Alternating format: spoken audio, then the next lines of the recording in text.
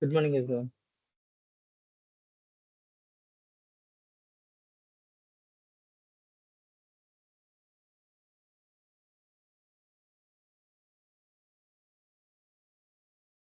Yes, we'll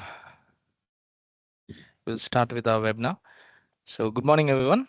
My name is Revant. I'm a senior consultant at SCIA Global. Just to give a brief introduction about myself, um, I've worked with various different MNCs, both in India and abroad, and I have three plus of 3+ years of experience in this field.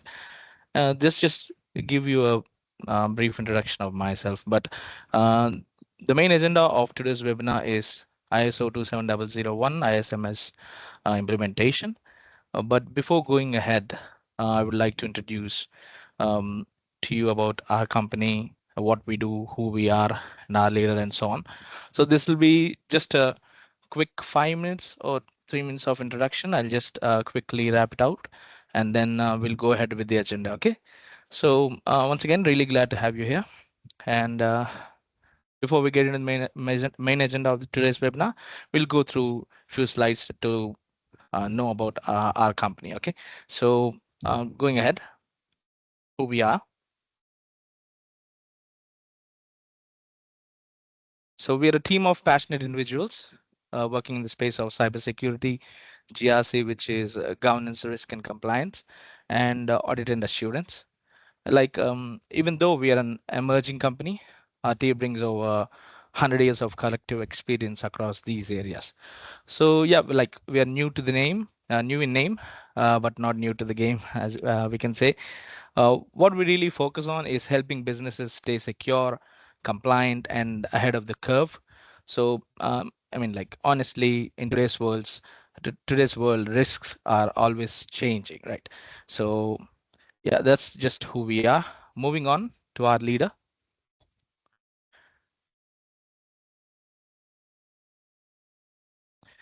So our founder and CEO is Mr. Mallikarjun Reddy. You can see him on screen here.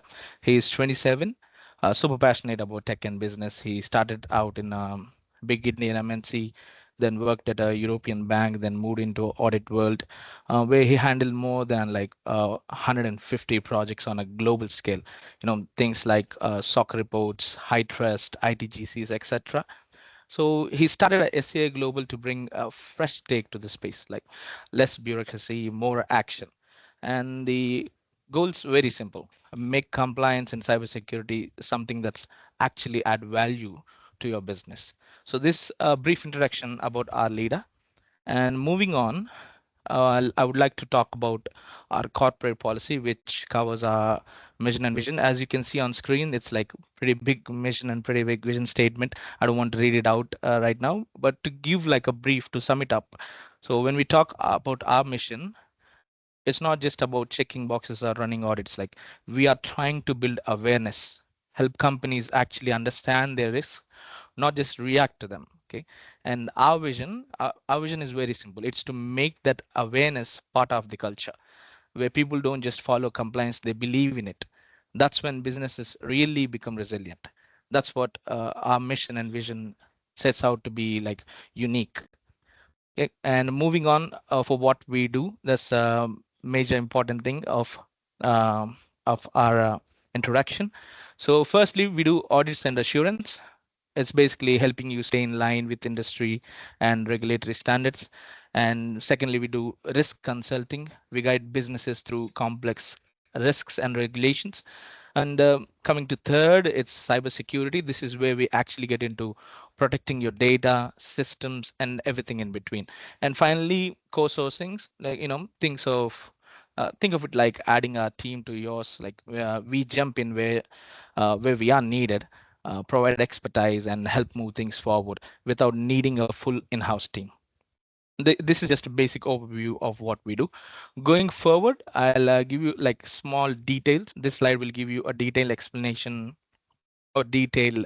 It'll give you details about what we do in each and every individual sector that we decided to do. So, just to give you an idea, we handle all the major frameworks and standards like SOC 1, SOC 2, SOX, ISO 27001, PCI-DSS, NIST, high trust. Like basically, we cover a wide range of assurance and security needs. So our cyber security side goes too deep as well, like vulnerability assessments, penetration testing, application security, cloud and firewall reviews, etc. So this is just basically of what we do. This is the overview of our services. Moving forward, I would like to introduce our team. You can see our team here. We have, I can say it's like a melting pot. We have collective individuals here with huge experiences as well. So as I said, none of this works without the team. We got a solid crew here, people with 20 plus years of experience, like individually in their field, certified across the board. Like we have certifications like CISA, CISSP, ISO, high trust, etc. Some of us come from internal audit backgrounds as well, other from cybersecurity, but together, like we got a nice blend of practical experience and technical depth, I believe. And we all work closely with our clients, help them in the areas where they need our expertise, right? Moving forward, I would like to introduce like one more area, scope of service that we provide. This is training and certifications. So we also provide trainings in SOCs, ITGCs, ITACs, IPs, SOC 1, SOC 2, high trust, PCI DSS, like ISO 27001, ISO 3100, CISA and CSP. Like we provide trainings as well as certifications for these things that you're seeing on the screen. So, yeah, moving forward, that I think that's about it. It's just to give you a basic introduction of what SCIA Global is, who we are, and what we do. This is just us. And if you have any other queries, or if you're interested to be a part of, training program, or if you have any interest in having any collaborations, or if you need any assistance from our side, you can always reach out to us. You can see the phone number on the screen, and then our website, and as well as our email. If you want to meet us in person, you can visit our office in Toli Chowki, Hyderabad. So this is just a brief introduction. I don't want to waste your time anymore. We'll go ahead with the main agenda of today's webinar. We'll start with webinar ISO 27001 ISMS implementation. So Mr. Krishna will take over from now. Krishna, over to you. Yeah, thank you, Revant, for the introduction. So myself, just to cut you short, Krishna, sorry for the disturbance. Every Q&A we'll have a dedicated session at the end of the webinar for like 5 minutes. So save yourself till then. Take a note, write your questions, write your doubts, and write your queries and everything. And please ask us at the end of the webinar so that we can give you out the answers. Okay, please don't disturb meanwhile. We'll go ahead with the webinar. Thank you, Krishna. You can take over now. Yeah. So brief introduction about myself. Myself, Krishna. I have over 20 plus years of experience in information security, infrastructure management, and service management, and the internal and external audits. So I came from different technologies into the different technologies and different application management and development, software development. So that and internal and external audit. That's what the brief introduction about myself. So without wasting the time, I go ahead and share my screen and start presenting the presentation, and we go to that. Yeah. So welcome to ISO 27001 implementation and certification process. So the main requirement of the ISO 27001 implementation certification process, which we go ahead and look at in the control point of view and the certification point of view. The agenda of today's webinar is why ISMS 27001 is required for the organization, what benefits out of it once we implement ISMS, and introduction about the ISMS, and what clauses we have. If you go into the deep of the ISMS, what is the clauses and what is the controls? And for the certification point of view, what are all the mandatory documentation which we need to completed for the organization and the documentation which we need to submit to the certification body, and then ISMS certification process, how the ISMS certification process from the the new organizations, or if it is a new organization, what would be the process? If it is a already certified organization, what would be the process? That we are going to discuss, and the implementation steps which we had it, and the survey is a general information which was there, which is already available in the Google or ISO webinar, ISO website, that how many sectors of the worldwide, how many sectors and how many organizations went through the ISO 27. It is not only for the 27001, that Excel sheet or that information is collectively for all the certification which is provided by the ISO organization. So before going to the ISO, ISMS framework and other things, so just introduction on the ISO is, it is a collective security practices from the international standard organization. So before ISO, it was there in the UK governance body. Only the UK is managing the security practices in their as part of their regulatory requirement and government requirement. So ISO, that was specific to the specific to the country, and it was not followed for entire the world. So that once the ISO came into the picture, that framework was adapted by the ISO, and then they started providing all the controls and framework to the entire organization. Why this ISO is required for the organization is, it is certifying this standard. ISO is created a standard out of the for all the organization. What is the standards? Security standards must be implemented in the organization. How securely we need to do the business, and how securely we can work with the organization. All that they created a documentation. So out of this documentation, this can be certified to the organization, saying that yes, this organization is secure enough so that you can do the business with them. So how we are competent enough by getting the certification like Microsoft or Cisco. So that means we are competent enough to work on the Microsoft technologies or whatever the technology certification we have. Similarly, organization is getting certification on the ISO 27001. They can demonstrate, and the customer who wants to work with the organization have the confidence that yeah, this organization is competent enough to take care of our requirement in the security point of view. My data is safe, because any client wants to work with any organization, first they look for their data is safe, and if whatever the services they are taking from the particular organization, so those services or those applications or any of the tools, whatever the tools they are taking it or they are purchasing from that particular organization, are safe from the security point of view. And if these tools, if I go ahead and implement in my organization, it is not going to introduce any new vulnerabilities. So that is what we need to ensure. So how do we come to know that, and how do you get the assurance that yeah, this organization have a good security practices? That ISO 27001 security practices will be giving you the assurance of that one. That is where certification comes into the picture. So this is not only the one certification, as Revan said, a lot of certifications we have: SOC 1, SOC 2, PCI DSS. These are all based on their business and based on their model. It will be going for the certification.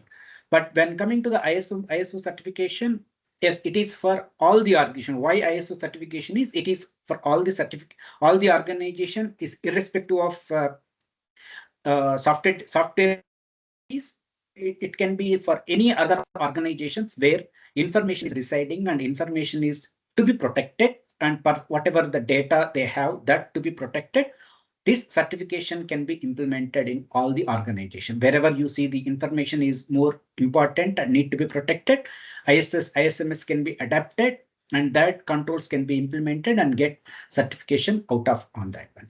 When coming to the more focus, people will be looking at ISO 27001 is certification for mainly software development companies like IT firms, but not only the IT firms. It is for across the world and across the different sectors also. It will be applicable wherever IT have that one. So what the purpose of the ISMS framework? What is the purpose of the ISMS framework is, as I said, every organization, they have their own data. It may be a business data or personal data, some collected from the different people, or already collected data. They purchased it. Like if you are not taking the IT organizations anyway will have a hell lot of data that will be available on in our systems. Out of IT, if you take a telecommunication, Airtel, these providers, they will have our phone numbers and our information. In coming to the India, it is an Aadhaar card and PAN card, whatever the uh, uh, proof of identity is required. All that information will be available with them. So these are all in the digital format. So that data is more important for the organization, where they don't want to breach anything. And because of that, data is getting outside. So their organization don't want to get into the troubles. So along with that, network systems, personals, everyone in the organization would like to drive in the secure area and the secure practices. Everyone wants to adapt the secure process, and then they have to work on the secure area, secure way. So that is one of the reason for the ISMS framework to be adapted. And when coming to the risk, what is the risk? The lot of definitions we have in the risk for the risk management point of view. There are a lot of risk management practices we have, risk frameworks we have. If you take a risk in a normal layman definition, risk is something unfavorable things happening to the person or that entity. So it resulting into some of the any of it may resulting into the any of the financially loss or any of the damage or loss happening. So the risk is some unfavorable happens, and that might result into some unfavorable damages or losses to the organization. So this risk is not always static. It might be changing based on the requirement to the requirement.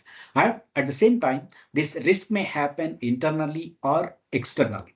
So internally, there are a lot of things will be dependent on the happening that risk. So in many areas, in many ways, the people can damage the organization. Outside, from the outside factors, in many ways, in many times, so people can take up the to by doing some activities. So the risk can be produced, and the organization can get damaged. So to understand that one, ISMS framework is more important. And to maintain their assets in a proper way and the secure way. That one. Another one is the business objective of the organization is more important. So why every organization is doing their to maintain their business and to achieve their business goals, as we said in a mission and vision. So what is the practices of mission and vision for every organization? We need to achieve that one. So to achieve these business goals and vision and mission, we should have a secure practices in the place. Otherwise, to before going to the vision and mission, to achieve the vision and vision of the goal of the objective, something happened. The risk might happen. Some of the risk might be happened, and that got huge impact to the organization. So the organization will not be able to achieve their vision and mission. So that is the reason also the framework is adapted for the organization.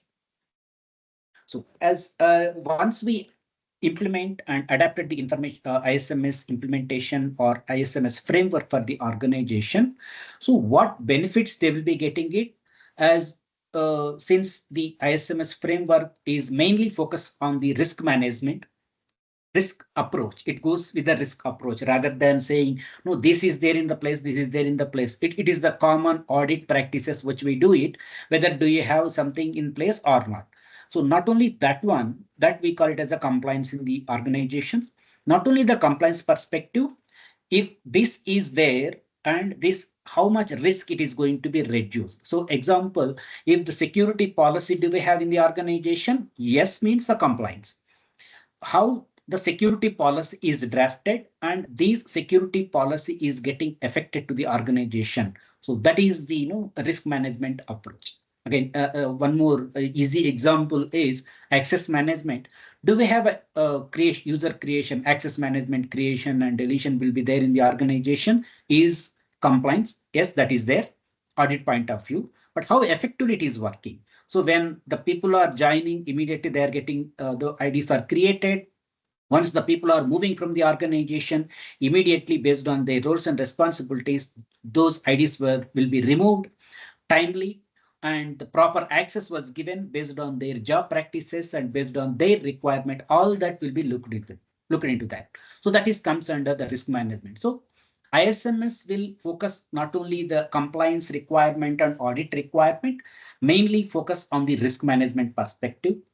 And the as compliance is again, compliance comes under two things: internal compliance and external compliance. Internal compliance is the management wants to management is processing something, and management wants to keep the organization in this way, as part of their vision and mission. They come up with policies and procedure. Example, the 9 to 6 timeline, the project timelines and deliverables. In every organization they will have, and roles and responsibility. This person has to be done this person has to be done, whatever the practice has to be done, and the only the business to be only you need to use the organization provided laptop. All these are the examples in the organization. So if these practices are drafted and provided to the organization, that comes under internal compliance. What is the external compliance is a regulatory requirement, where healthcare industries must follow some healthcare regulatory requirement from the government entities. PCI DSS, again, the payment card industry.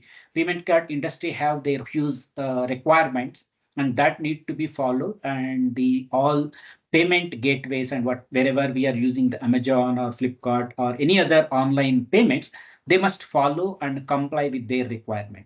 So these are all external requirement, external compliance regulatory requirement, and internal requirement. So ISO is mainly look on that compliance requirement, what is needed in the inside and what is needed from the outside, and collaboratively it works with the organizational implementation and try to achieve them.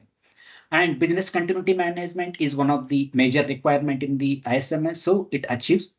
And by increased efficiency and reputation reduce cost will be by having the certification. How it will be achieved?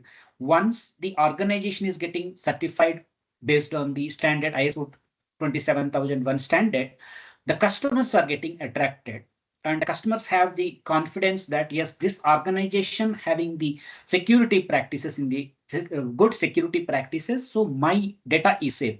So I can go ahead and give the business to them, or I can take the services from them, so that my whatever the business process in my organization is going on very secure way.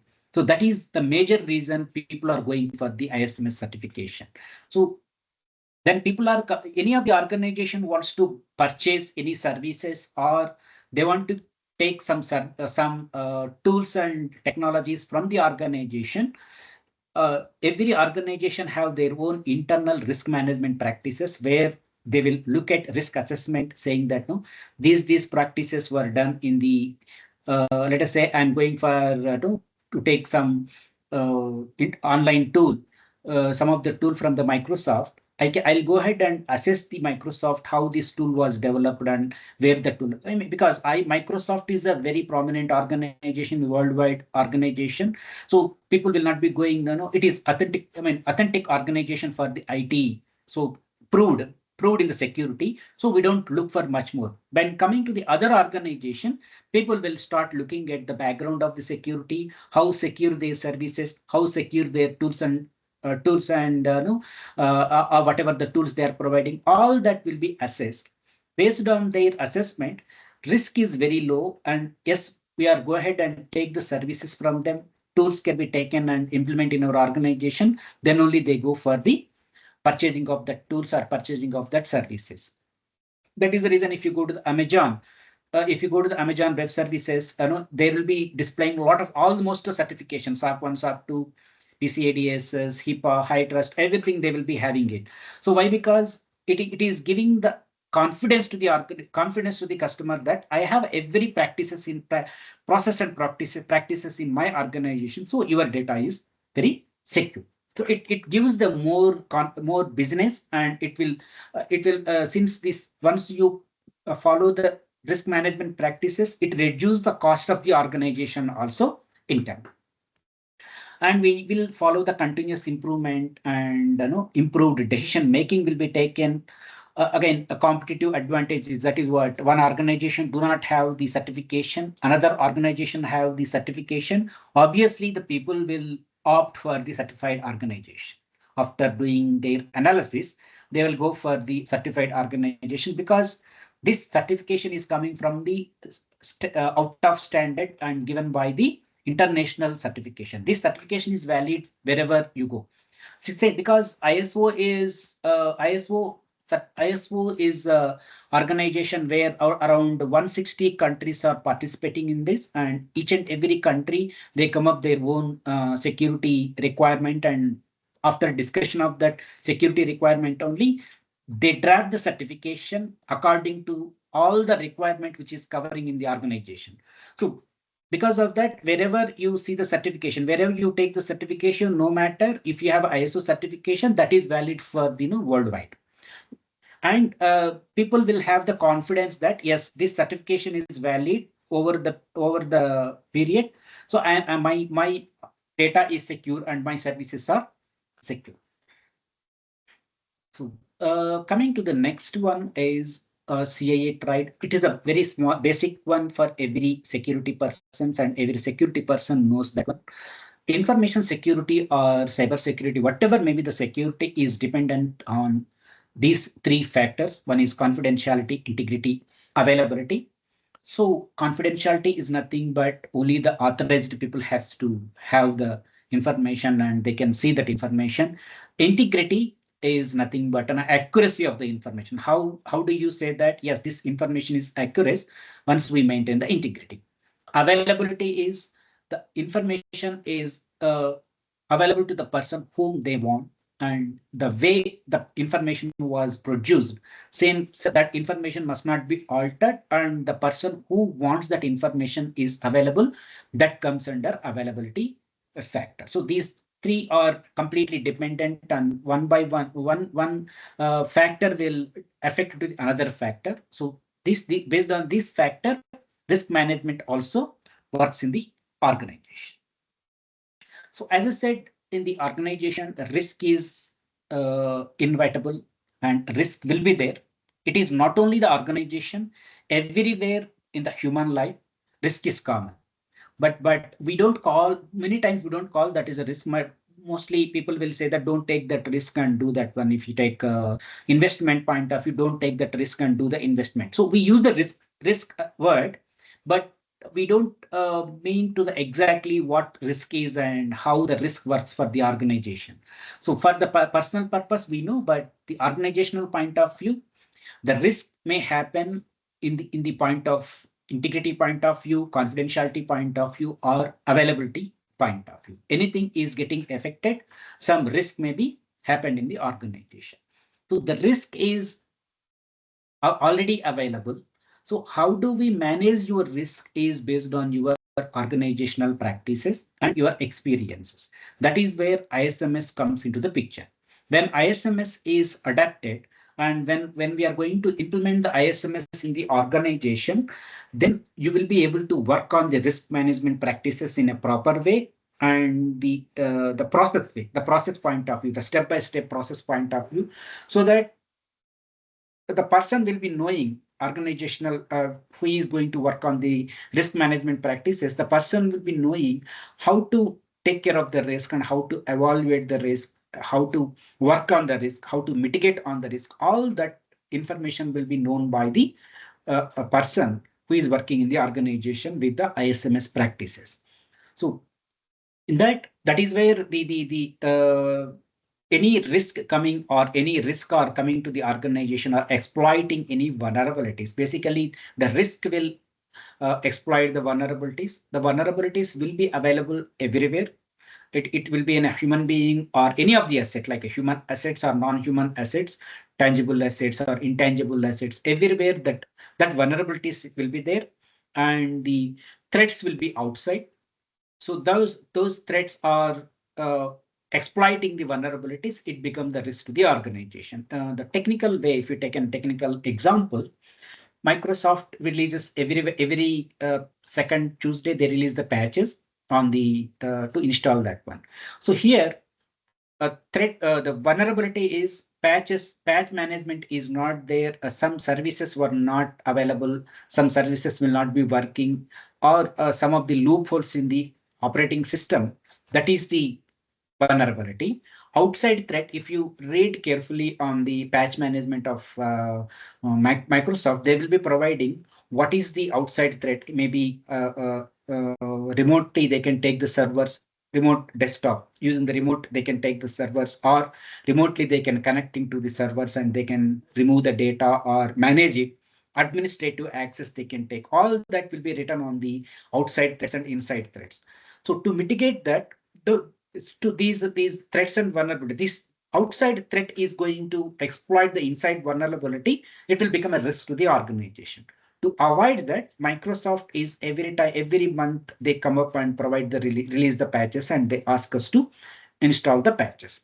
This is a technical point of view. The non-technical point of view also, if you see, the risks are there, outside the risks are there, inside the risks are there, and then to overcome that, we do some practices that called as a control implementation, that we are going to look into the next part of that one.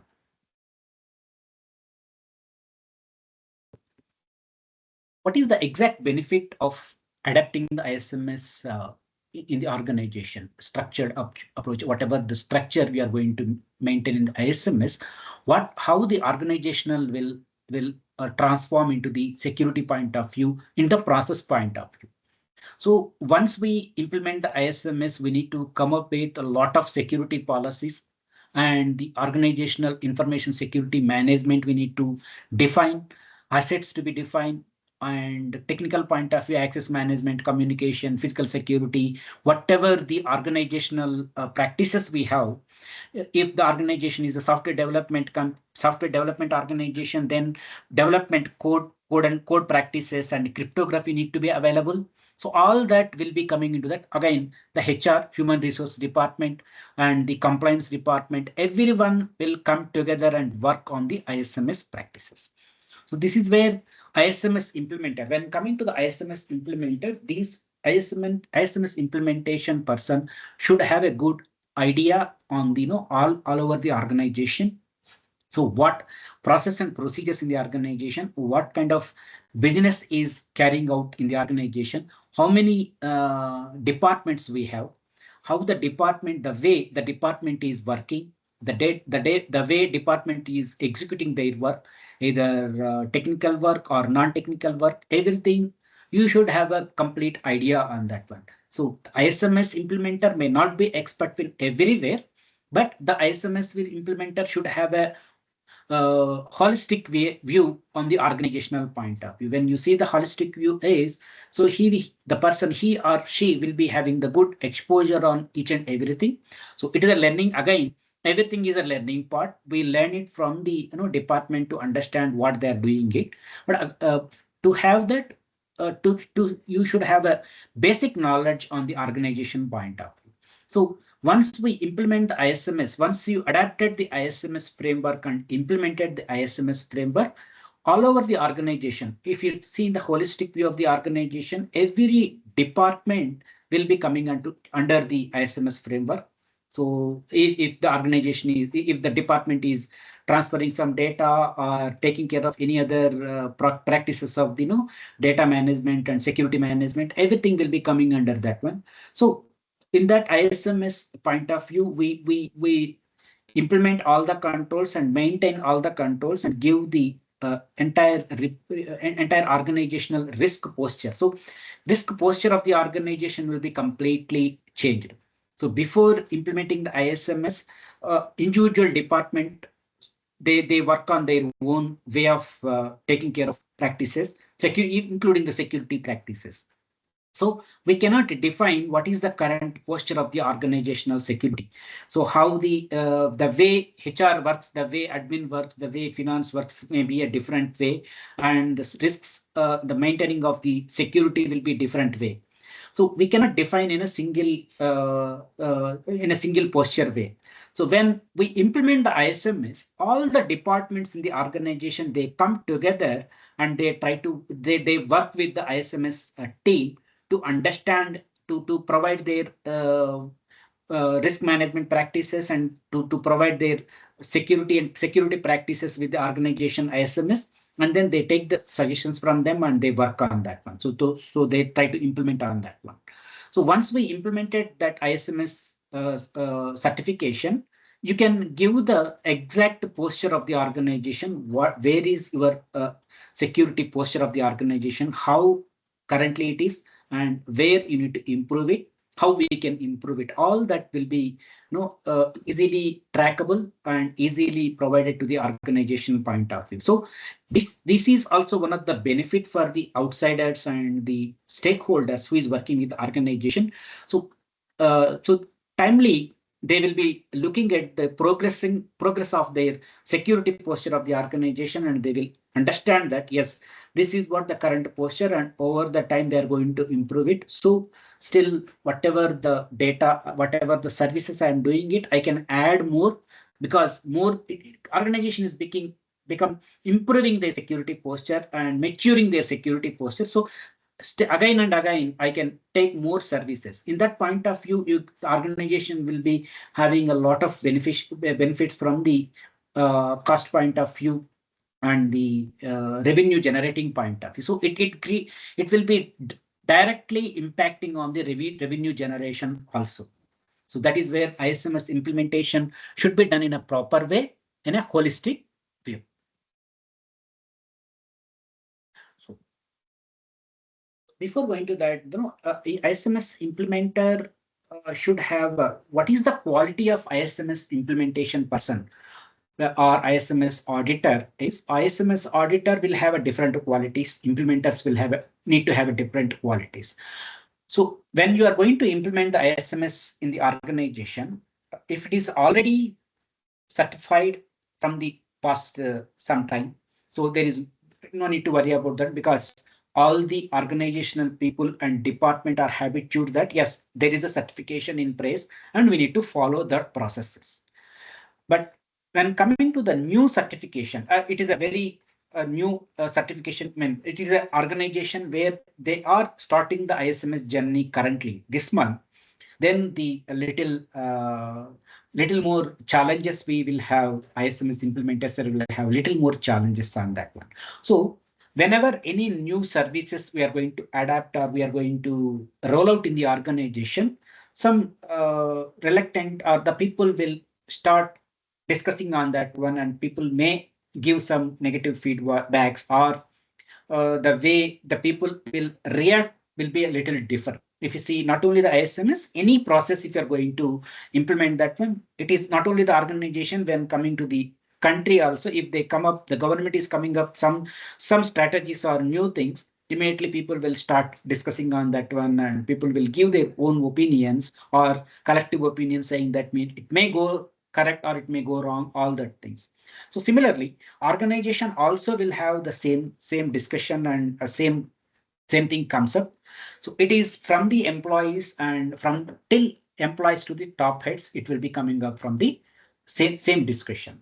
So now, how do we understand this one? How do we overcome this one? Is ISMS implementer should have a good knowledge on ISMS, what is the framework does, and how these frameworks will be implemented in each and every department, and how we can customize. It is like, people will think that the one thing in one practice for the organizational or every employee, that when we say security or information security, people will think that these people will come and stop our work, or they don't want to do the work what we are doing it currently. They want to do change it something abstraction. I mean, they feel that.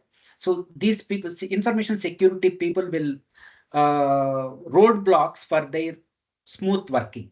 So that is there most of the people, but currently it is getting changed.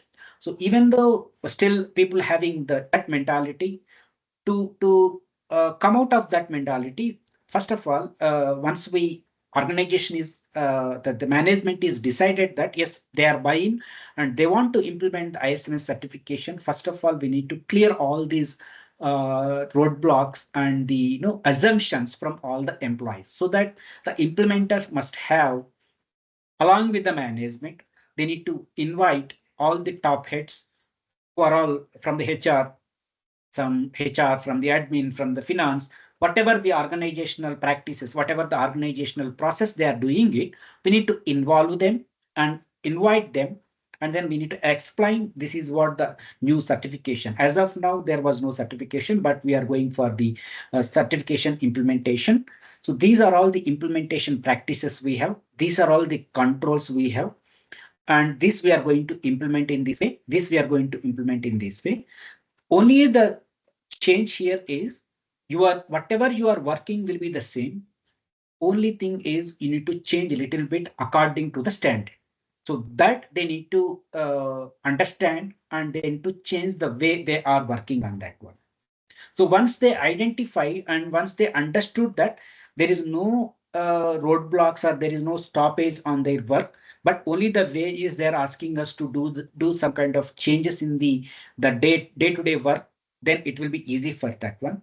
And if any resources, so if any additional resources are needed for completing of the till certification gets settled and ISMS implementation gets settled and start smooth process, till that any new additional resources are required, we need to work with the management. And the same in the same meeting, the senior management and leadership is also available, so that whatever the challenges, we need to ask the team, whatever the challenges we have, the way that you are executing the work currently may be a little different, then what is the challenges. Example, the best example is most of the organization will not follow the change management. Hope everyone have the idea on change management. Why the change management is required is it maintains the integrity, confidentiality point of view, integrity point of view, and availability. In CIA triad, it will have three. All these three will be implemented in the change management. So if the change management is not in the place, if I am going to, from the admin point of view, if this weekend I'm going to stop entire power supply and do some power maintenance, it is a part of preventive maintenance. We have to do it, but some other department or HR was scheduled interviews during the Saturday. The same day, the preventive maintenance of the power supply and AC was doing by the administration. So it have the problem. So once they, because there was no change management, HR team, whatever they are scheduling will not be known by the admin. Whatever the admin is scheduling will not be known by the this HR management. So without knowing, they schedule the things in the same day. So once the practically they start working on that one, once the HR was came into the organization and find out that there is no AC, there is no power. So again, a lot of issues that escalations will happen. All these things will be happening in the organization. Now the change management coming to the picture, there is a process to raise the change for the administration department this month, this week. So next Sunday or next Saturday, that is on 12th of April, we are going to do the preventive maintenance. And the reason for change is the preventive maintenance. And what is the effect they are going to affect in while doing the changes, they'll maintain power will not be available and AC will not be available. So that communication will go to the HR and immediately HR will come back and say, yes, but this is what we have. Currently, the mass interviews are scheduled. I mean, face-to-face interviews are scheduled in the organization, so people will be coming up. Then the management will take the decision, which is the prioritize. So HR process and interviews are prioritized and interviews must go. Then the preventive maintenance is not that much priority. That can be done on next week. That change will be postponed.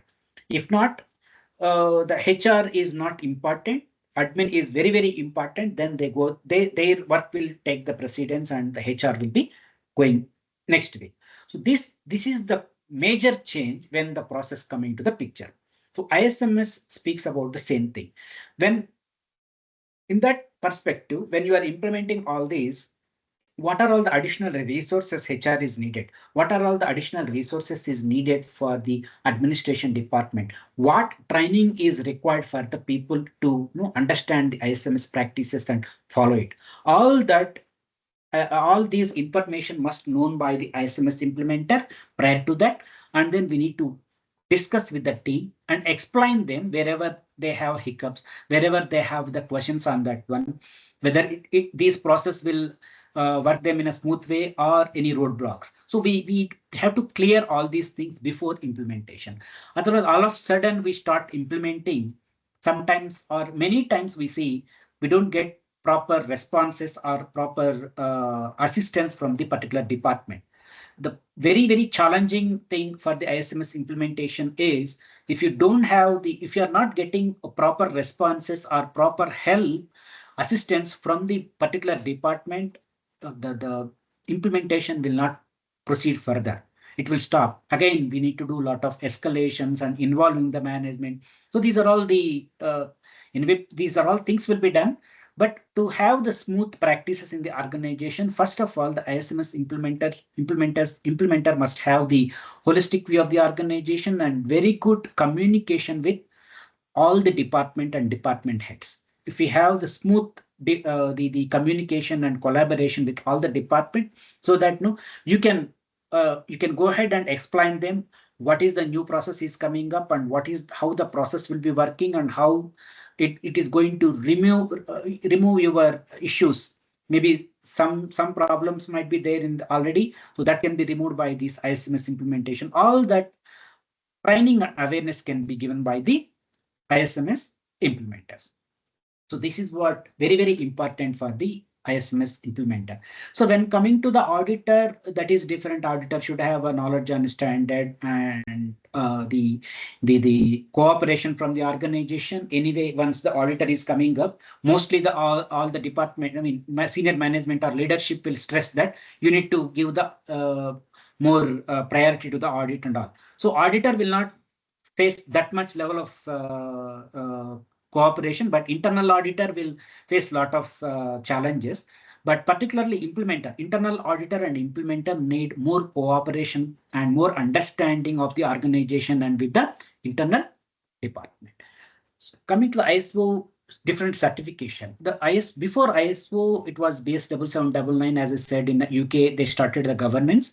So later ISO has adapted, and these practices, whatever the best practices in the UK governance, having the security practices, was adapted by the ISO organization, International Standard Organization, and they made it as a standard documentation for entire the world. So that came into effect on 2005. ISO 27001, 2005 was there, and then that after 7 years, they made another changes. So over the time, once we implement the certification, we start observing. We start observing what is the challenges we are facing it and how do we overcome in that one. So in that process, every documentation or every standard will get reviewed or revised, so that in that process they came up with a new certificate, another revised certification in 2013. So after that they completely revised both the certification and they came with the 2022 certification, ISO 27001 2022. Currently the certification is going to be valid is 2022. Still people are following, still people having the 2013, but that is going to be obsolete in October 2025. So after that, whoever having the previous certification, they should have the new certification.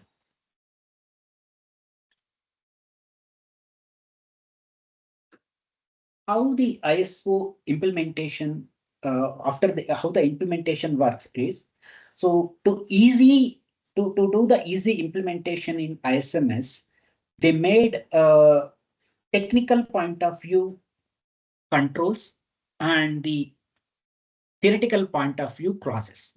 clause is nothing but without implementing or without following the clause, you cannot implement full-fledged certification. But when coming to the controls are different controls. We will have in technology, access management, it have their own set of controls. Backup, it have their own controls. That is what they call it as a domains. So in 11 domains, so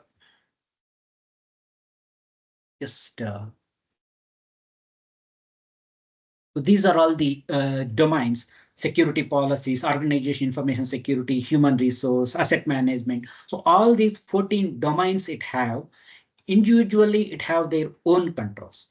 But coming to the clauses, only the 10 clauses we have. First 3 clauses are common. Apart from that, remaining clauses must be implemented or followed in the organization. Then coming to the controls, it is they gave some liberty on the control implementation. Based on your organization, you can go ahead and implement the control, or you can take the exception from the management and the certification body. So this, because it is not related to your business, you need not to implement it. If it is not, if it is related to your organization business, then you go ahead and you need to implement the control. But when coming to the clauses, there is no exception. Without clauses, without following the clause rules, you will not be able to implement the entire certification in the entire ISMS practices in the organization.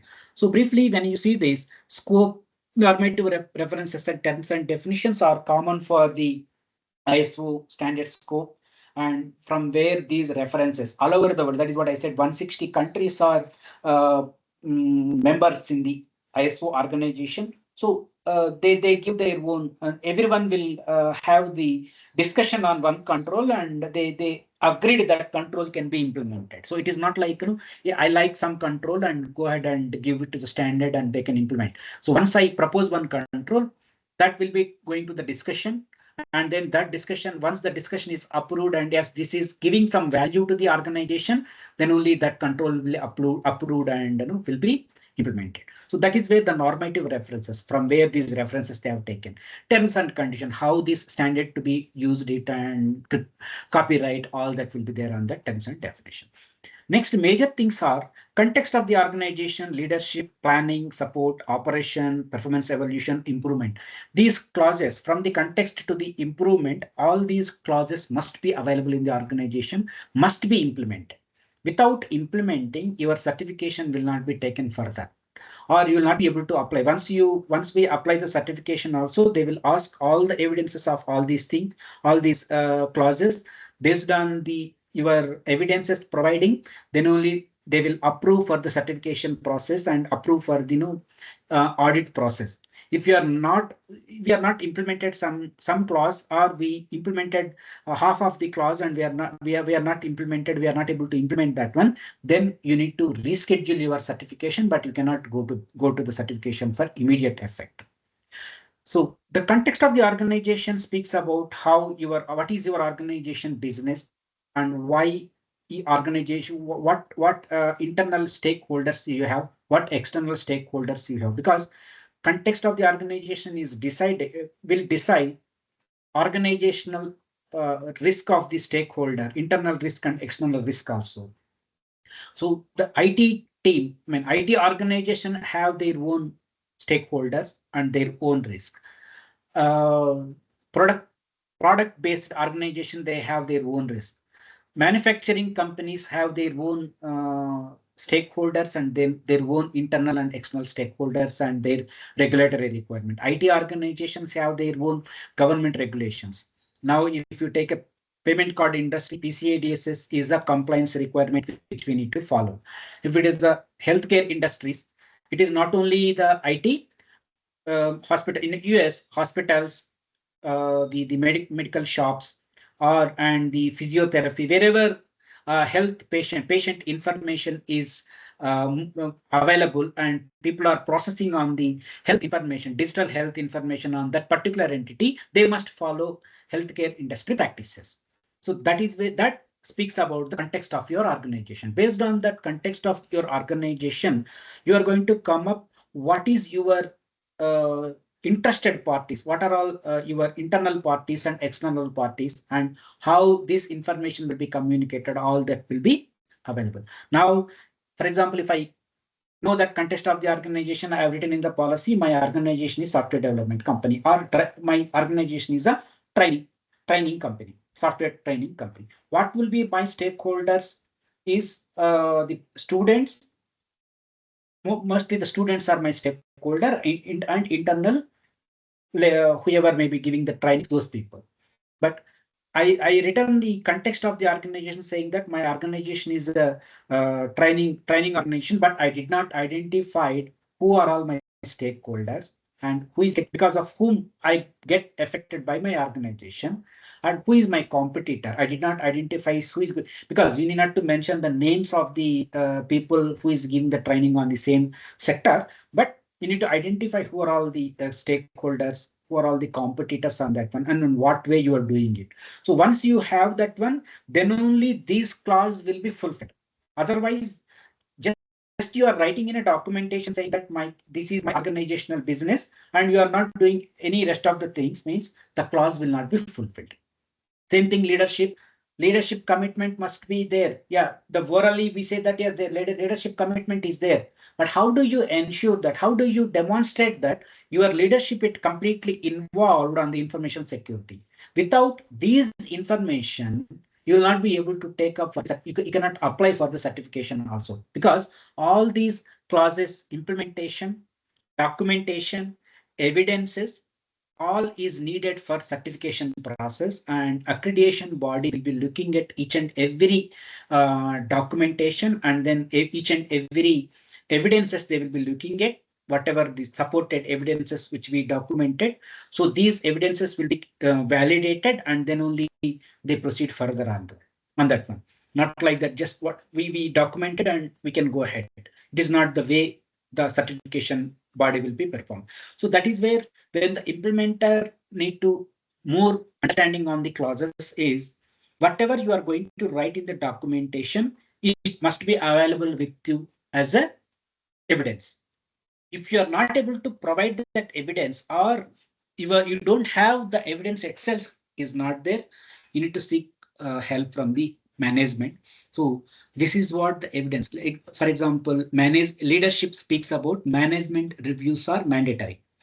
It may be a periodical. They say one more flexibility in ISO ISMS framework is, they say this process must be there in the organization, but they don't mandate this many times in a year you need to process. Example, management reviews must be there in the organization. Internal audit must be followed in the organization. But they don't say that how many times you need to follow, how many members need to be added, or how many members to be available.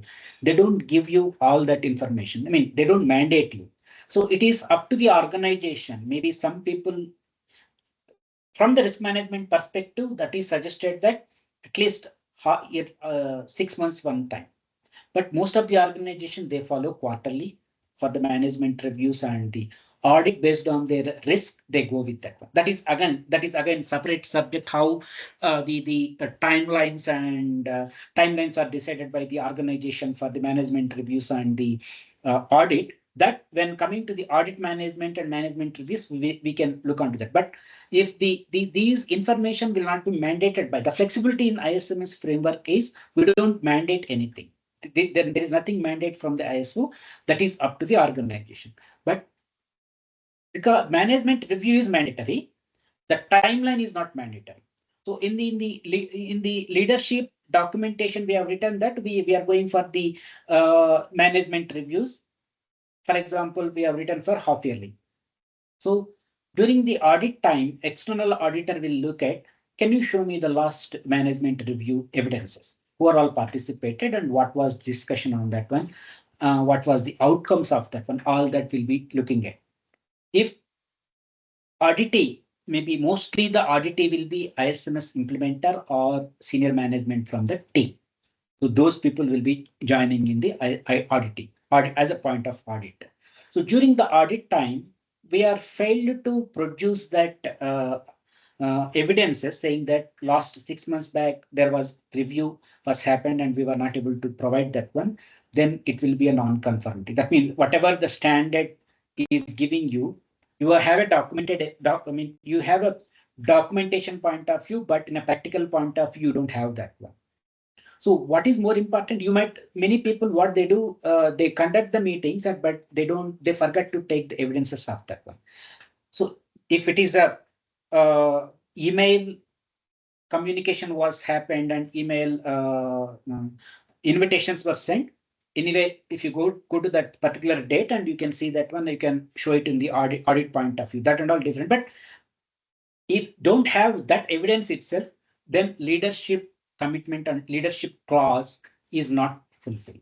That is where ISMS implementer must have the good understanding on all the clauses and what we are implementing, what we are documenting must be followed in the organization, and these evidences must be available and retained for the external audit point of view. Something is not there, definitely you will have a non-conformity, and more because of the more non-conformities, sometimes you will not be able to get the certification also. They will not be providing the certification also. This is what the brief about the clauses. In these clauses, there is no changes in any version of the certification, 2005, 13, 2022. All the clauses names are same thing, but very slight changes and very small additions they added into the 2022. I'll give the small example of that one. So in 9 clauses, if you take ninth one, performance and evaluation. So performance and evaluation in 2013, there was 9.3 says the frequency of management reviews the ISMS and its output. Only the management says the ISMS to be there. And they added that management review input and management review result. Additionally, earlier, because of the standard was not asking for the result, many people were debating that because standard was not asking for the result, so we are not able to we are not retaining the result. So there was some hot discussion was also happening between the external auditor and internal auditing and ISMS implementation team to avoid that. So because of that is the reason only the new versions are coming into the picture. Whatever not covered in the previous documentation and previous point or something duplicate effort, maybe the same work again and again they are doing it, they will be removing and creating a new standard. That is what the version speaks about. It is applicable for everywhere, even for the education also they do the same thing. See here, to have the more clarity, so ISO 27020 to 27001 2022 standard is giving more clarity towards the implementer, saying that here in the standard management review result is more important. So whenever you do, it is everywhere. I mean, in any of the organization, finance is doing their management review separately, HR is doing their management review separately. Like each and every department they are doing on their individual reviews. You cannot be a part of the implementer cannot be a part of everywhere. So what thing is, we must inform them. This is what clause 9 of 9.3.3 mandates that management review result is mandatory. So in that mandatory point of view, external auditor will definitely ask for the evidences. Whenever you do the management review as part of your cycle, that must be having evidences, any of the mail communication or mail evidences or any of the evidences I need it, and that must be produced to me. So that is what clear-cut information will be provided. So this is what the little changes and little more clarity provided in terms of the clauses for the 2022 and 2030. Coming to the controls and control objective. Control is purely speaks about the technology. When we identify the risk, where we are identifying the risk is on the information and related assets. The information is there in the paper point of view, There are some risks. Digital point of view, there are some risks. So, but these information, if the digital means all our systems, networks, whatever IT related assets will be coming into the picture. If it is the information in the paper point of view, that assets are different. Paper, files, paper, I mean physical files and paper, those assets. Digital means systems, networks. So all that, how do we secure all these assets? How do we mitigate that risks, and how do we reduce the risk of that no assets in terms of digital assets and physical assets? That speaks about the control. So when you implement the control as a globally, the controls are divided into preventive, detective, deterrent, and the backup control, reactive control, like that. So different controls we have. So some controls, it will prevent happening the risk. Some controls will not be able to prevent, but it will detect and provide you this was happened, and so you need to work on that. Some controls will not be able to implement anything. Then at least by implementing some of the practices, some of the process in that place, we can reduce the risk. That is called compensative control. So we need the organization to be run smoothly. Backup is needed, and business continuity is needed. So backup controls are more important. And reactive controls are disaster and recovery. When disaster happen, how do you react? Those controls also to be there. So broadly, they divided these controls in nature of based on the nature of implementation. Again, the major classification of the controls are administrative, technical, and physical. Everywhere, if you go, it is not only the limited to ISO 27001. If you go to SOC 1, SOC 2, any of the security point of view, these three major classifications we have: administrative control, technical control, and the physical control. Administrative controls comes under policies and procedures, whatever the documentation, text, all that intention of the management will come under administrative. Technical controls, we are all very well know about the technical control: access management, antivirus, firewall, IDS, IPS, routers. So many things are there in the control. If you technical controls are people very well known about that. The physical controls are physical security point of view, buildings. It includes everything: glasses, fire sprinklers, uh, power supply cables, this one, plenum rated cables. So many things are there in the physical security point of view. Construction of the building, what material constructed for the building, all that comes under physical security. So all these controls were added into this in this documentation that is called Annex A. Apart from the clauses, these controls were given for the organizations to implement. That is what the beauty of ISO implementation and ISO framework. ISO framework is the framework where it have readily available. So now, if they are not given the control, based on the leadership commitment, based on the planning, based on the security practices, what controls to be implemented? Again, it is depend on the organizational persons who having the knowledge. Maybe highly knowledge person, they will implement more controls based on their experiences.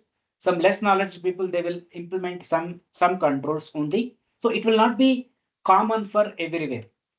All the organization will not have the common controls were implemented. That is what ISO, true meaning of ISO is.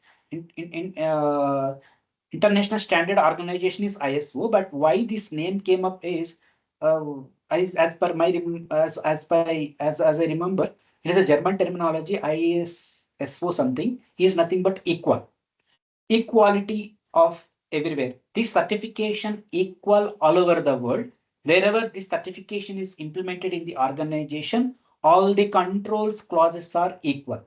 Again, controls only organization will have their one. Again, you will have your flexibility to implement or not, but you write down all 114 controls and then say that this control is not applicable and give the justification. You cannot remove that control from the documentation, but why you are not implemented, that justification will be provided in the against to the control. For the clauses, there is no exception. You need to implement all the clauses, and then only certification can be proceed further. So this is the best thing of ISO framework. So it is readily available, irrespective of your experiences, irrespective of your knowledge on the controls and security. All the controls are readily available. Only thing you need to understand is this control is required for the organization or not. If the control is not getting implemented, what is the risk to the organization? That is only the mapping you need to work on that one. Example, firewall is the control where the organizational firewall is required for the to understand the traffic and block unwanted traffic. So the discretion of the organization is, I don't want the firewall, yes or no. If you say the firewall I don't want, then immediate question is how you are blocking the unwanted or malicious traffic while coming to the network. So then you need to have a proper answer and evidences that in this way, I am going to stop that one. In this way, I am going to secure my organization. If you fail to provide that evidences and fail to provide that justification, then the risk will be noted in the audit point of view. So it is not only for the it is one example. Physical security. One example, like there is no security guard. How you are securing your security? How you are securing your building? That justification must be available. So that the coming to the next part, we see mandatory documents. In that mandatory document, there is a document called Statement of Applicability (SOA). The SOA speaks about what is required for the organization, what is not required for the organization. All that will be documented against to that SOA, and you need to provide all the evidences of that. I'll come to that. This is what the brief of controls and clauses. Then coming to the 2013, there were 11 domains, as I showed you, technical controls and physical administrative control. They divided based on their control requirement. They divided into 11 names like access management, change access management. If I take this one. So information security policies, human resource, asset management, access control, cryptography, physical security, and everything. They divided into 11 controls, and 114 controls. They divide all controls comes under 114. Now they coming to the 2022, they made it as a 4 only, because earlier there was a confusion while implementing. This control will be coming under technology or non-technology. Some controls we see technical controls, which is there in the management, some controls which is there in the physical security point of view. So to avoid that confusion, they made broadly 4 domains. Objective, control objective is nothing but once we implement the control, what is your outcome? That objective will be the same, but control domains they made it 4, and controls also reduced. There are duplicated controls we had in the 2013. They removed those duplicate control and added new controls for the ISO 27000 2022. So this is where you can see the thing. So A5 is the control number, A5, that A5.1, 5.37, 6.8. This is the numbering they give. I think you might be having the question why this control start with A. It has to start with 1.1, but the clauses we have, right? Common clauses, leadership commitment and the context of the organization, all that, they go with A 1.1, A 1, 2, 3, 4. In that way, they came up common controls as a 4 controls, and then the annex started with A 5.0. So that is not that much important for the subject, but just to have that background information why they came up for A5. The common controls were 1 to 4, and then the A5 start with Annex A controls. Here, organizational controls are they grouped into 1. Whatever is needed for the organization control, they grouped into 1. People controls is HR related things, mostly the HR related things and people requirements that comes under one group. Physical controls, physical security point of view, all the assets point of view, everything comes under one group. Technology controls, entire technology, whatever the controls we are implementing, that become one group. So that is what the new standard speaks about. I mean, new standard gave the changes in the control point of view. Additionally, they added some more controls. I mean, old controls, they clubbed into one control and added new controls. Apart from that, the implementation point of view, taking evidences, clauses, everything else will be the same.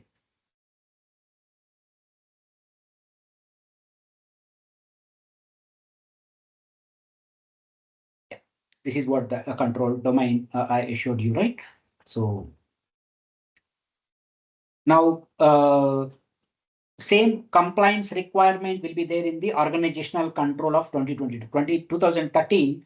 Compliance requirement is what organizational business, what compliance, internal compliance, external compliance, and internal regulatory requirement which need to be followed.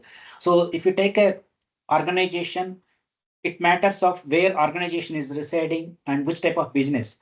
If you are out of India, if you are in India, and India running in the business for India and India customers, then you have a different government regulations we have.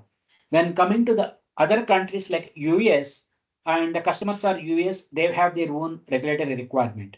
If it is a UK, there are own regulatory. They have the privacy. Currently in India, DPDP Act is going to come for the privacy where you cannot, people cannot be asking your Aadhaar card like everything. They will ask Aadhaar card and PAN card, whatever the person information you have, that information they will take it, right? If the DPDP Act is coming into the picture, there are some restrictions and you have more authority on taking care of your privacy point of view. But these are all privacy practices which already practiced in other countries, Canada, US, UK, everywhere they are following. In UK, everyone knows GDPR, General Data Protection Regulation. So all that compliance based on your organization, where it is residing, what type of business it is doing, who is the customers of that organization. When you identify as a class 4 context of the organization, when you identify what is the business and what is your internal stakeholder, what is our external stakeholder, where the organization is residing, when you identify then only you'll be able to fulfill that compliance clause. That is where all the clauses are mandatory to implement. Without implementing any of the clause, we cannot proceed further on that one. So these compliance requirement comes under organizational requirement in the 2022. That is only the changes in the point of view. Like asset management, again, it is related to the organizational requirement. Access management, organizational requirement. All entire HR comes under people. Cryptography, technical. Operation security, technical. Communication and network management comes. So earlier it was different domains, and now they clubbed into these 4 domains for easy point of view. So this is what the brief of that one. And the new controls introduced. So ISO 27001 2013 says information security management system. But 2022 version change itself, they come up with privacy and cyber security is also added. What is privacy is to take care of the organizational data. Anything is privacy information is involved into the organizational requirement, then they need to take care of the privacy. If the organizational is doing the business in the digital point of view, entire cyber security. Cyber is nothing but the data is going to the internet world. It comes under cyber security, cyber world, right? So whatever the data you are doing in the business, in the internet point of view, then comes under cyber security. So the new thing, the standard says you need to take care of privacy as well as cyber security. To align with that one, they came up with a threat intelligence and the physical security monitoring is not there. Cloud services, because more people are going to the cloud. Currently, entire business is transformed under the cloud and people are doing a lot of cloud practices, right? So need to take care of the cloud security practices and the data masking, information deletion, data leakage prevention. Earlier it was not there. Data leakage prevention is particularly for the privacy point of view. When we are giving our Aadhaar card and PAN card, we don't know how much secure that information will be with them. When you are taking the Xerox somewhere and providing to the you, people will be sending all the information over the WhatsApp. So how much information is secure, we don't know. So, but these data leakage prevention will give us, how secure we are maintaining the data, whatever we collected privacy data, and all that information will be provided in this data leakage prevention control. Web filtering. See, web filtering is unwanted things I don't want to involve in the organization. Then we use the separate tools to filter the insecure practices, secure coding, all that. These are all the new controls introduced in the organization based on the name changes of the standard. This is what the new advantages in the 2022 says. High level structure. That means that once the ISO 27000 2020 is implemented, it will be synced with all other ISO certification like ISO 9001, 20000, and other ISO certifications we have. So it will be uh, collaborate with all other ISO certification. That is where HLS speaks about all 10 domain clauses, whatever the scope, normative references, and the terms and condition, leadership, context of the organization. This is a common for every standard, but the way from where it changes, from the context, identifying the context of the organization, and the leadership commitment also will be the same, and the awareness also will be the same for the organization. From where it starts is understanding the risk management practices, implementing the controls. In ISO 27001 purely speaks about the technical controls and technical risks. ISO 9001 purely speaks about the quality related risks. ISO 20000 speaks about service management risk, and service management controls implementation. But altogether, these domains are common till the leadership and awareness. So that is where the HLS high level structure will come into the picture. For that reason only, you see annexure control start with A 5.0 and 5, 6, 7, 8. So first four are common as part of high level structure.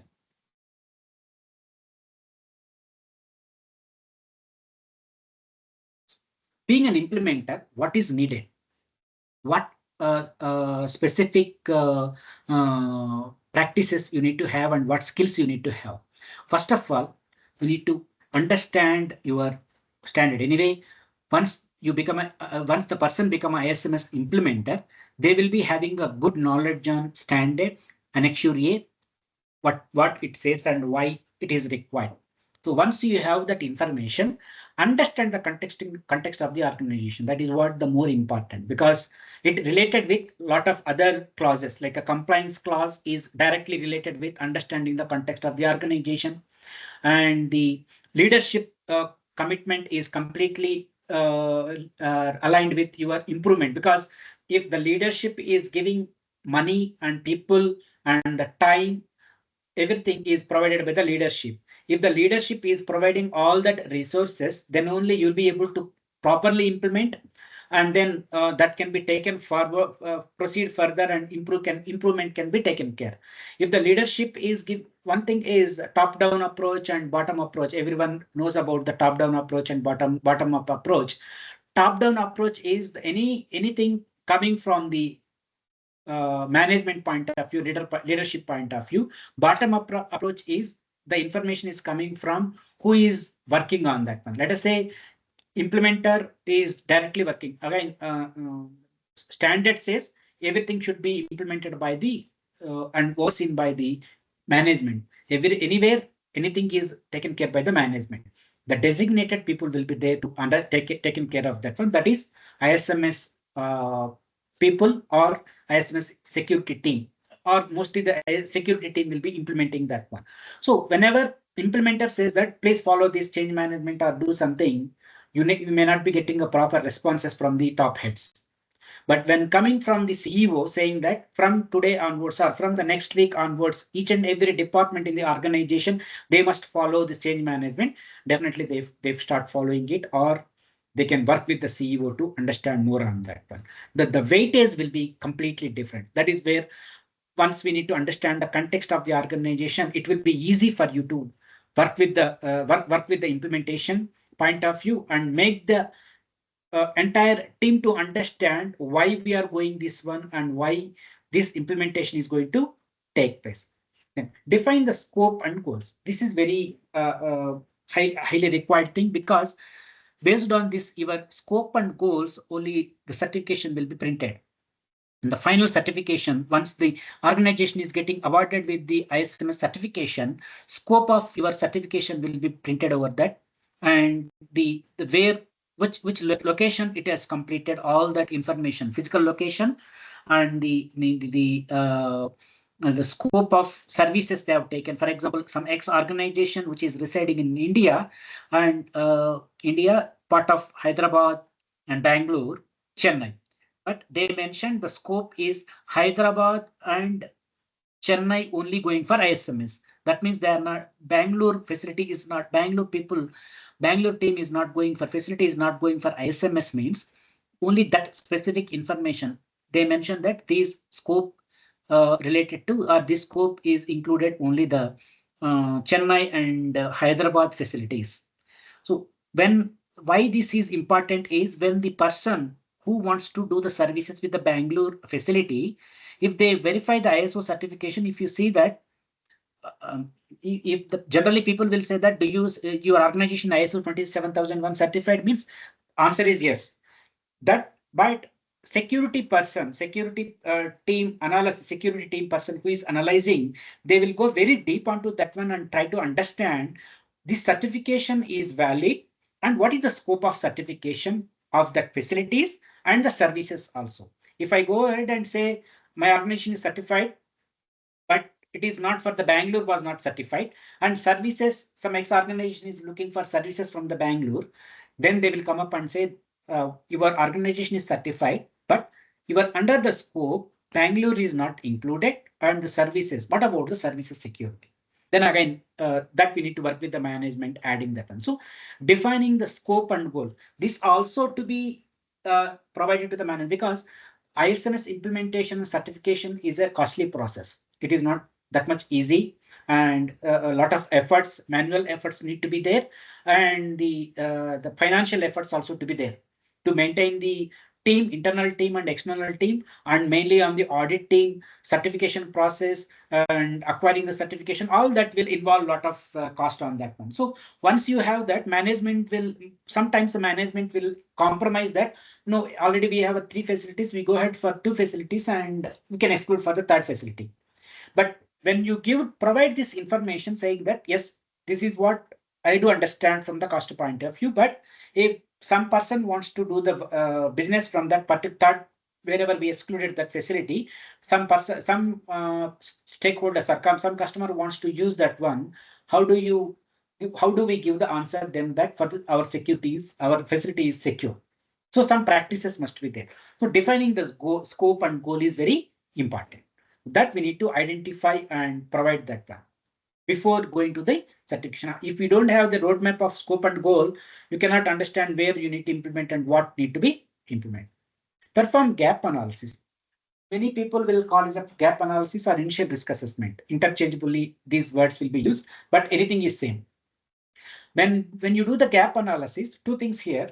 Already 2013 certification means already some practices were there, and what is not there and what is not related to the 2022 only you implement. But the new certification, the facility is going for newly certification, then you need to understand what security practices are there, what security practices need to be implemented. Example, if you don't have a certification also, some security practices will be followed by the organization. Example, any of the application without username and password, it won't go. That means access management will be there and creation and deletion will be there, but they may not be following the same 8 letters or 9 letters and proper approval process and deletion process. But they may not be following that process, but definitely you'll have access management. And for the logging into the tools, you need to create the passwords, everything will be there. So similarly, physical security point of view, some practices were there. will be there, like biometric or squad swiping will be there to enter inside the premises, and while while taking care of the Wi-Fi routers and all. So some practices will be there. They may not be following as process like as you need in the standard. So first of all, you need to identify what process and procedures were followed in the organization. We have to carefully document all the things, and then you need to look at what risks are there because of this. And maybe organization was habitude, people were habitude, they are following it. But being an implementer, you need to look at process standard point of view. These process is fine, we can follow it. And what is improvisation we need to do it. When you look at from the risk management point of view, then only you'll be able to understand what additional improvements need to be done. You have an access management process like user creation and deletion and password follow. That means access management in the clause control of ISMS satisfies. But when coming to the security risk management point of view, how effectively we are doing it? Are we following the 8 letters or below 8 letters or below 11 letters? And when the creation of the user ID, how the user IDs were created? Are we getting the proper approval from the management, or just like that whenever the employee is joining and HR is creating or someone is creating it? How the deletion is happening when employees leaving from the organization, immediately they are removing, or these practices need to be understand in the initial gap analysis and come up with the complete documentation point of view. Once you have that documentation, there are set of documents are required, mandatory documents are required that we need to identify, maybe already available, or we need to do it from the scratch. If you are new to do it from the scratch, you have to do it. If it is already available, go through that one as part of your preliminary gap analysis, understand whatever the wordings need to be changed or anything to be added or removed, that can be done. Then adapt the framework to implement. Once you identify all these, then now you start aligning all your works to the clauses. This is the document. These are all the leadership documentation I have. This I am adapting to leadership clause. These are all the risk management documentation I have. I'm adapting to risk management clause 6.0. Training is there. Whatever the trainings we have, I am aligning to my clause 7. Improvements are there. I'm aligning to 9. So like that, once you I align with your clauses, then all that implementation will be taken care. Again, the same thing, whatever you identified the already available control, you try to map with your ISO controls. Once you map with the ISO controls, somewhere some controls may not be available, or some controls need to be added, or some changes need to be done. So once you identify that one, that can be implemented. So after that, do the risk assessment. Again, conduct the risk assessment second time. Anytime, I mean, how many times you want, you can do based on your time. So how many times you are doing it? Many times you are doing the conducting the risk assessment periodically will give the improvements in your implementation point of view and strengthen your control implementation and security posture. So basically the risk assessment is yearly once is mandatory, and whenever any changes are in the organization, you must do. Other than that, ISMS will not ask you to do continuously risk assessment. But if you do the risk assessment more oftenly, it strengthens our risk posture and try to understand where we are. Then conduct the management review. Once you complete it, conduct the management review, involve all the top heads and ask them to review it and in their own areas, I mean, own department, and ask them to come up with whatever the changes you need to do, improvements you want to do it, you can do that one. And then that also again implemented. And train and prepare the team towards the ISMS. So before going to that, already we are going to give the training to the team. This is what the implementation is happening. Why this again, one more training is more important is after implementation, a lot of changes were happened. Those changes, they must follow, because if it is already followed organization, or people need not to worry about that, training will not be much important. So people will already habitude and they will follow it. If it is a new implementation means people were already, they were in some practices. They were doing some practices. Now this is newly adapted. So in front of the auditor, if they are giving different answers, which is not correlating with our documented point and evidences, then that also will be a problem for us. So to have that, to have the sync with the organization people and organization processes and procedures according to the standard, give the training and prepare the team towards the internal audit and external audit. So internal audit anyway will not be having that much severity. If we get a fail also, again we do the second time, because there is no one, is only the management will ask the questions. But when problem in the external audit means the certification will not be awarded. So that is more problem. And the one more thing is you invested a lot of money from the management point of view. At the end of the time, and the end of the day, we are not getting awarded by the certification. That will be a block mark for us, and we are losing some money, time, and effort. So not to avoid that one, train and prepare the team towards the ISMS in a very well point. Then conduct the internal audit periodically or most of the times. And so what is suggestion is internal audit, some set of people to be done on the each and every department. If the people are not there, many organizations, they'll come and say that I don't have that much resources. Then we will ask a finance team to audit the IT team, and IT team to audit the finance team. I mean, finance practices. Admin team will be HR team, like cross functions will do the cross auditing. So the separation of duties will be there, and people will come up with more risks in that in that particular area. So again, we try to implement, and continuous improvement will be happening. Once you prepare everything, prepare for the external audit and apply for the certification. So this is what the ISMS implementation will go more onto that one. Then coming to the risk management perspective. So once you identify the, one second, stopping the sharing.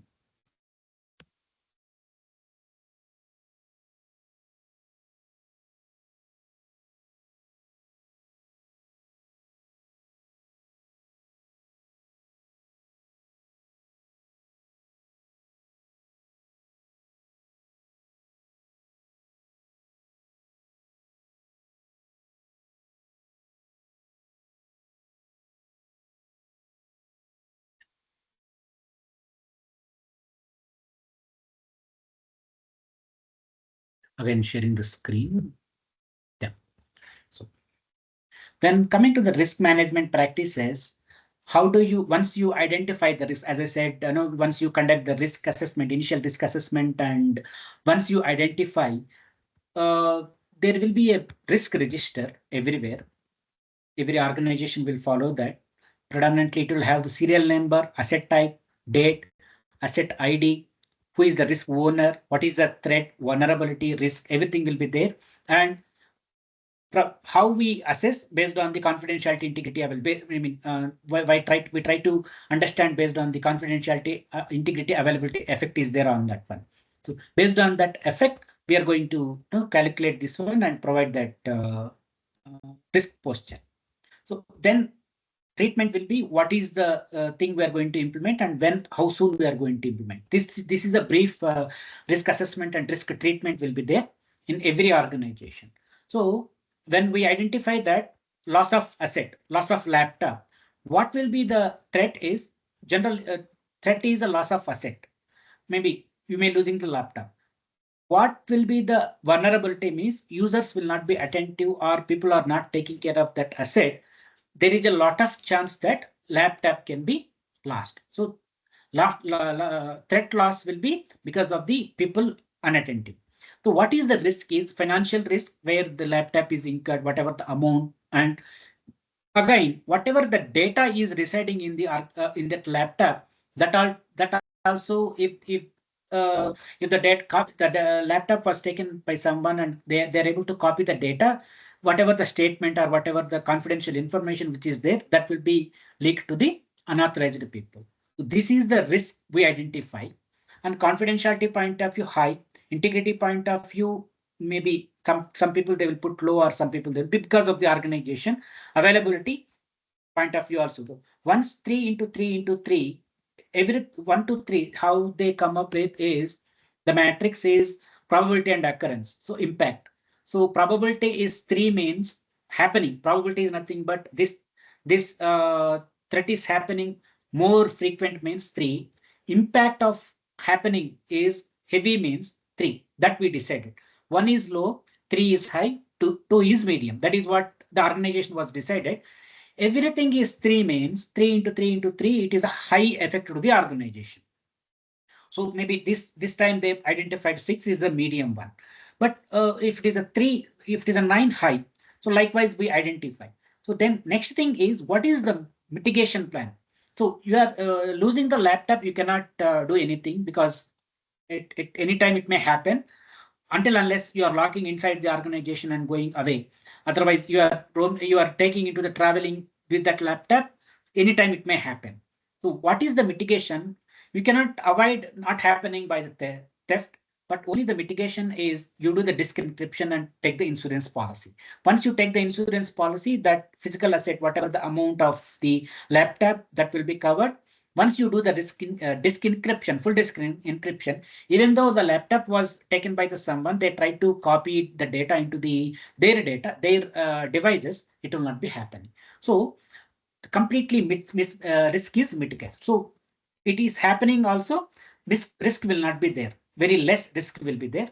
So that is what the treatment will come up. So all these information will be added into the Excel sheet. Whatever identified risks will be added in the Excel sheet, and we provide the risk, whatever the before happening the risk and after the mitigation risk will implement, we will add into the Excel sheet, and then we provide that to the management, saying that then we can implement this one. Because many of the controls to implement this, many of the risk controls, it is needed the support cost and money is incurred, and lot of efforts are required for that one.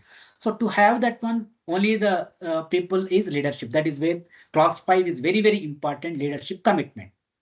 Leadership commitment is not there. People are not giving the money, and the management is not giving the money to implement all this disk encryption insurance policy, then we will not be able to implement this control. So again, we are living with the risk. This is what the risk treatment plan, risk management plan will be looked at the organizational auditor, external auditor, and they will decide what is the current risk for the organization. How do we managing the risk? So these risks are completely mitigated in this sheet. Let us say you have a 10 risks identified, and then out of 10, already 8 were mitigated and 2 are in progress, means you are very well managing the risk. If you are not if out of 10, only 1 is mitigated and remaining 8, we don't know the correct progress and we don't know when we are going to implement, then we are completely living with the risk. Based on that also, your organizational certification will be decided, awarded of the certification will be decided. Heavily risks are living with the organization is living with heavily risk, then they will not be certifying for the certification. They will ask you to complete everything and they come back to you.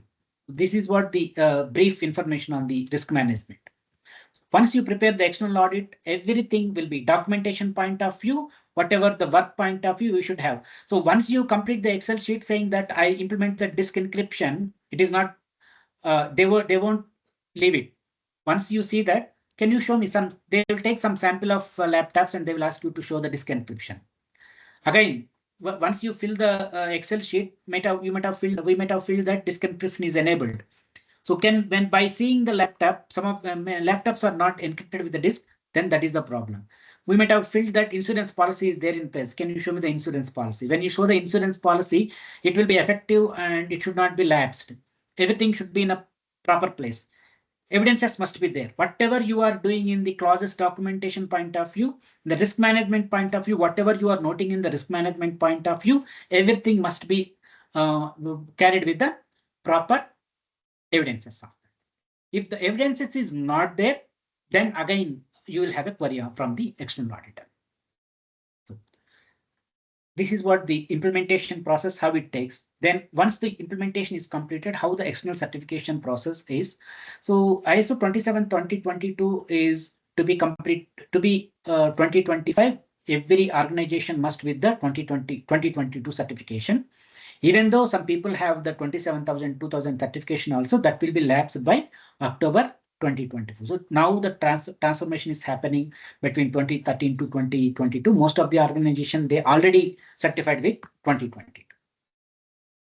So what is the process followed, or what is the process involved in the certification is, once you need to identify the certification body.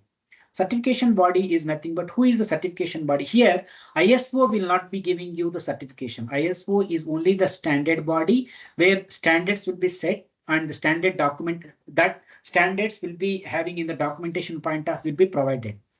In international accreditation committee or international accreditation organization, lot of organizations we have accreditation organization, they will maintain their own audit bodies.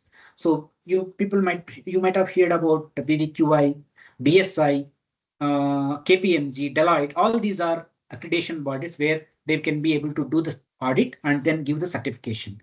So they work with the international accreditation body council, and then based on their rules and regulations, they will do the audit and provide the certification.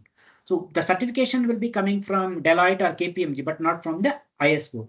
How the certification will be given by them? Based on the ISO standard, what are all the clauses you are implemented, what are all the controls you are implemented, everything will be tested properly, and then proper evidences will be taken care, and then certification will be awarded. So we need to first the selection of the certification body, and document will be reviewed, and full certification audit will be happening. Again, I'll come one by one. And issuance of the certification. Once the certification is awarded, it is not the end of the certification. You have to do for the certification should be renewed periodically, that is every 3 years. In between these 3 years, you'll have a surveillance and maintenance audit, and then certification accreditation will be given and verifying the validity of the certification. So this is what the stages involved in the certification part. The roadmap is, once you have the management buy-in, established and implementation of the project. Usually the ISMS will go as a project. It will be implemented as a project, and then define the scope, as I said, and awareness training will be given. Once you conduct the risk assessment, prepare the statement of applicability, and update the mandatory documentation. Whatever the mandatory documentation, if you don't have the mandatory documentation, again, the certification will not be proceed further. So conduct the internal audit, conduct the management review, and we have to go to the 2 stages of audit will be there. Stage 1 audit. In external audit, there will be 2 stages. One is external audit, one is stage 1 audit, one is stage 2 audit.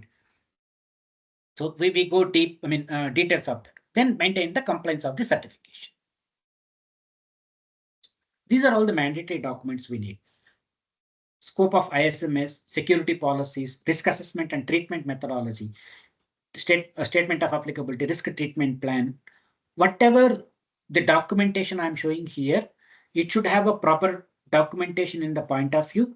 At the same time, each and every document have a mandatory evidences.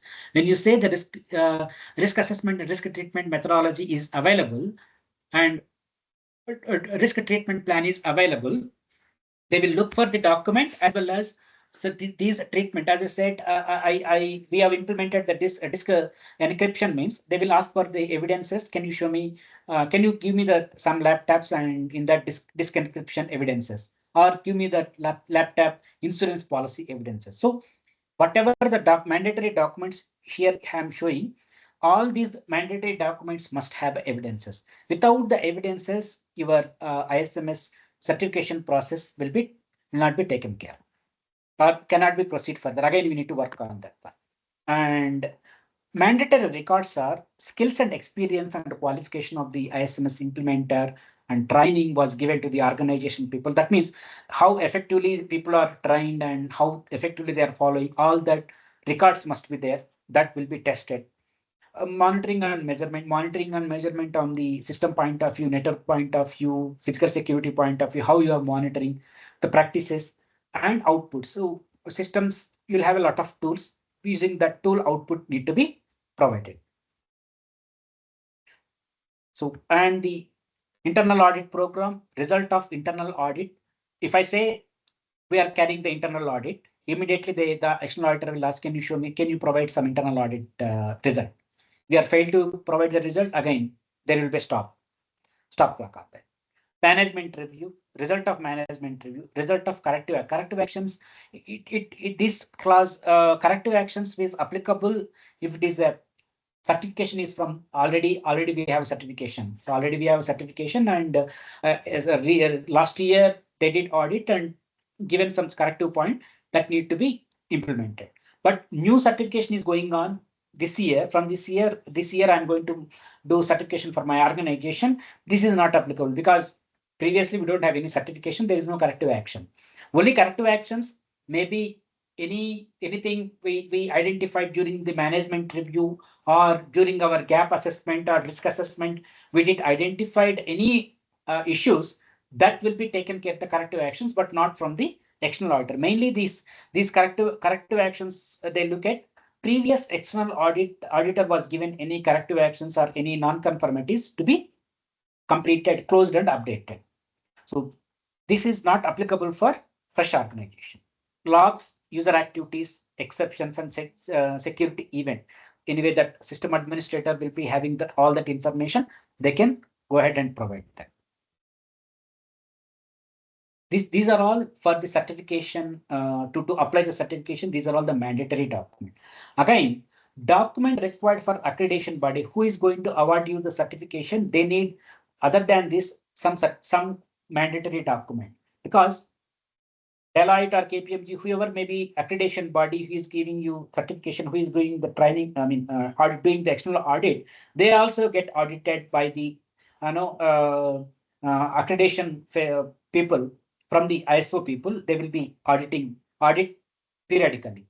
So let us say this year I audited 10 companies. Out of 10 companies, sample of 2-3 companies they will pick up, and then they will try to understand what are all the evidences provided by the organization, how effectively I looked at their standard and give it the certification. So for that reason, more some documents, mandatory documents are required for the accreditation body. It depends on the place to place changes. These are all mandatory. Organizational chart is compulsory. Statement of applicability, list of IT policies and procedures, risk assessment and treatment plan, user access review details, incident management practices, backup and recovery, because one of the major requirement is disaster recovery and business continuity, right? So to have that one, backup and recovery must be there.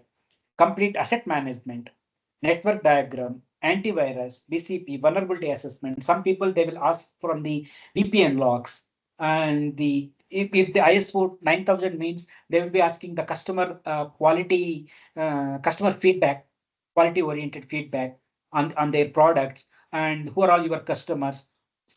Based on the certification of the ISO, these mandatory document will be changed, but these document must and should you must submit to the accreditation body. What happens in the stage 1 review? The stage 1 review is, it will be a interaction between the auditor and the organization. So there will be a non-disclosure agreement between the external audit company and our company, because whatever we are giving, that is completely highly confidential information, and we are giving the complete secure posture. Risk management and risk assessment, all these are completely speaks about the organizational risk posture. What is implemented, what is not implemented. If this is going to the unauthorized people, there is a chance that they can launch the attacks on the organization. So to avoid that, every audit organization, they will have their NDA. Once you sign on that NDA only, you have to start stage 1 audit and providing all the documentation. Whatever the documentation they requested in the previous slide, mandatory document, that list of mandatory document will be list will be provided by the external audit. Once you aware that management was, because maybe ISMS implementer may not be involved into that, from the CEO or CFO, someone might have taken the agreement between the external audit organization and our organization. So if they are not signed on the NDA, that will be a problem. So you need to, before starting the stage 1 audit and providing the document to the external audit team, that request come to implementer, that before completing that documentation, you must understand and identify, review that whether our organization is completed the mandatory document or not. If not, before doing that one, ask them to sign on the NDA, and then only you provide the documentation to them. So the scope of ISMS policies, procedures, and controls implementation, management systems, and align. These theoretically, they will look at everything is there or not. Once they identify anything, they will say that this is not available or this wording need to be changed. Or in the risk treatment plan or risk assessment plan, you need to add this information also, or these assets also to be implemented. So likewise, whatever the information, whatever the gaps they identified, suggestions will be provided by the internal external audit team, and they give some 30 days to 60 days, and then that whatever they suggested and whatever the notified gaps must be completed and closed before going to the stage 2 audit. If something is not able to something is not able to produce them, then that also need to be identify and provide that justification. If the justification is acceptable by the external audit, then only they will accept. Otherwise, the external, say for example, currently I don't have a firewall.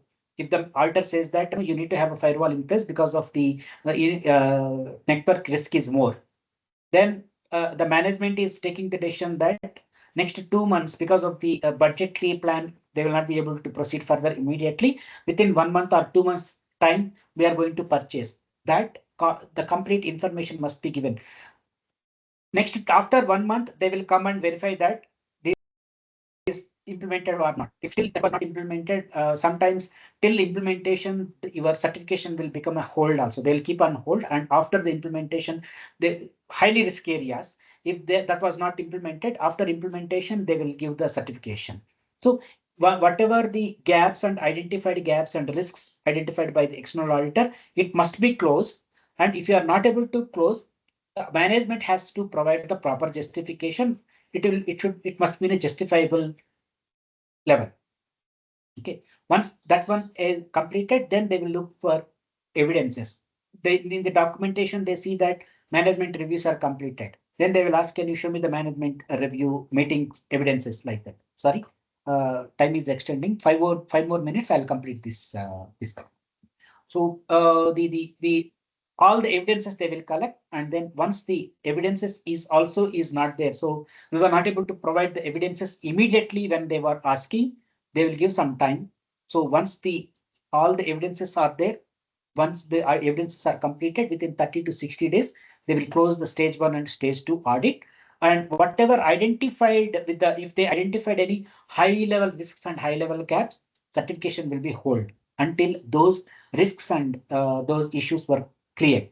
If not, very minor things, very small things and all, it is not getting impacted by the financially or threat point of view, organization is not getting that much impact, they will recommend for the certification, and the organization will be getting the awarded with the certification. Again, whatever the small areas also, you need to give the timeline to them. In this timeline, we'll be completing that.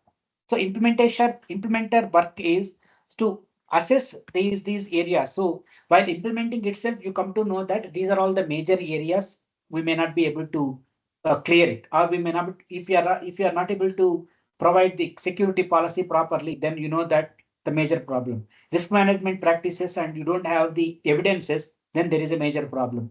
Internal audit at all, not at all doing the internal audit problem, then there is a major risk. If the management reviews are not conducting, so whatever you identified that,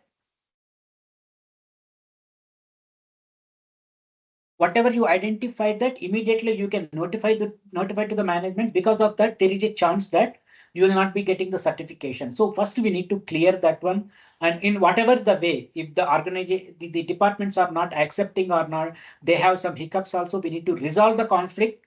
So ISMS implementer must be having a conflict resolver and need to work with the team. So you need to resolve the conflict between the management and the team, and then we try to implement all the things before going to the certification. Without having this holistic view on the certification point of view, just apply the certification, then again the problem will be there, and it may hold for some time, or it may not be able, we may not be able to avoid it with the certification. Once the certification is completed, once the certification is awarded, I'm giving the BSI group example. In KPMG means the KPMG site. If you go in that site and give your organizational name, so it will be shown that these certification. For example, some X organization I'm looking for certification. I'll ask which organization you certified. The person says we are from BSI. I go to the BSI site and give that name. So immediately the certification validity and what is the scope, which area of the scope, everything will be written on that one. So everything, all that information will be visible. So until if this verification accreditation body is not updated in site, you need to, the ISMS implementer, one more thing is after a certification, you need to keep on looking into that one. If still they are not uploaded, you need to put a follow up them and add it into that one, because many of the organization they look at authenticity of the certification. I mean PDF of the certification or document of the certification, as well as the verification on the link of accreditation body. The validity is 3 years. Once you got the certification on 2025 March till 28 March, it will be valid. After 3 years, again you need to go for the recertification. In meanwhile, 2 years, you need to go for the surveillance audit. So once the every surveillance audit, this 25 March to 26 March, 25 March awarded, 26 March surveillance audit, 27 March surveillance audit, and 28 recertification audit will be coming into the picture. Again, the same process. So once you implemented, the cycle will continuously like that, and every certification they will look for good improvement from the team. Even they do notify not only the issues, they do notify whatever the gaps they don't notify. They will be documenting the gaps in the organization, as well as best practices improvements, what are all you are taking care for the organizational risk management point of view, ISMS point of view, that also they will be documented. And then these best practices, if they find that it is good, that will be communicated to the entire the ISO, and they ask them to follow it for the organizations also. If it is very good and it is helpful for the organizational to achieve the objective point of view. So that is where the certification validity come, and ongoing surveillance will be there, and continuous improvements must be there. That is where your continuous improvements will be depend on that. So this is what the just I said about the survey. How many sectors, how many people, how many sectors are going for ISMS certification on this 2024. This is just for to understand how many people are, how many organizations are going for that one. Okay. This. Thank you. Over to you, Rama. Yes, thank you, Ramakrishna. Thank you for your time. And yes, thank you all for attending today's webinar. I believe all of us have learned something of a value today regarding ISO 27001 ISMS implementation. So as I said, we'll have a quick Q&A session at the end of the webinar. So now is the time. I only see one question. If you have any questions, please post it on Q&A section so that Mr. Ramakrishna can Yeah. go ahead with that. Yeah, yes. I can see that Prashant has posted internal issues and external issues, how to identify and apply. So coming to the internal issues are in the organization mostly from the employees. Employees in the sense, who are having the privileged access, those people will be able to easily attack the organization. I mean, people will be able to misuse their internally their whatever the privileges they have, they will be able to misuse that one. Like a system administrator, network administrator, they will have a high level access, database administrator. They will be able to see all the data in the database, and the network people can take care of all the networks and systems. So how do we understand, how do we mitigate those issues? Let us say the system administrators, how do we mitigate them is there will be NDA, non-disclosure agreement will be there. So in that way we mitigate. And internal issues apart from the technology, there are HR point of view. What are all the internal issues? HR point of view, people are not satisfied with their hikes, or uh, organization is going for the layoffs, then that also one of the risk point for the HR. So that in that point of view, people may do some harm to the organization. So be giving the feedback in the glass door or whatever the outside, they will be giving the wrong feedback about the organization, or defaming the organization. So these are all the internal from the HR point of view. Admin point of view, you need to work with the each and every department to understand what it is doing it, what practices they are doing it, and how their employees can exploit their privileges or the services what they are doing it.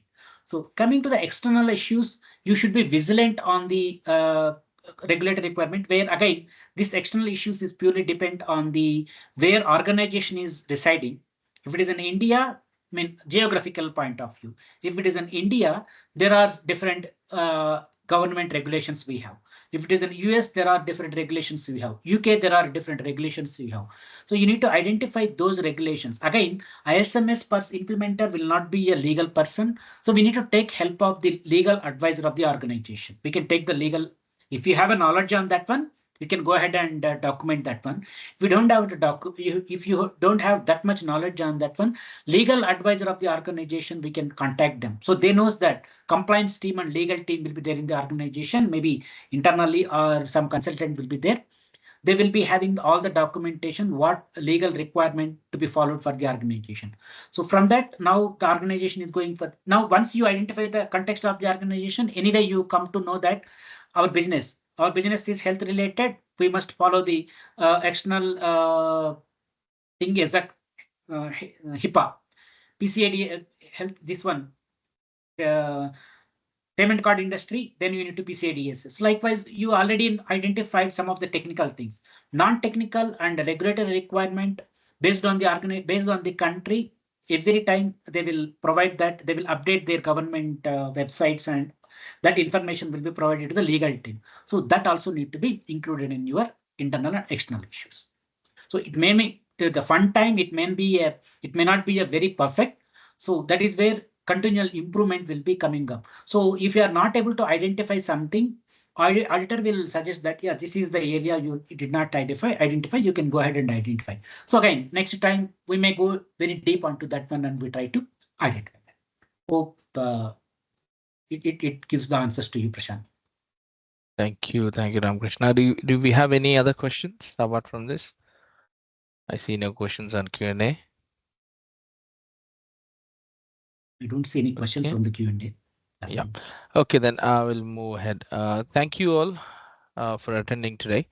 And as I said, like if just before letting you go, if you have any interest in co-sourcing, or if you would like to connect with us, you can call us. You can also email us, and we're on social media platforms. Please check SCIA Global on LinkedIn for more further details. And we'll also be hosting a lot of webinars in coming weeks.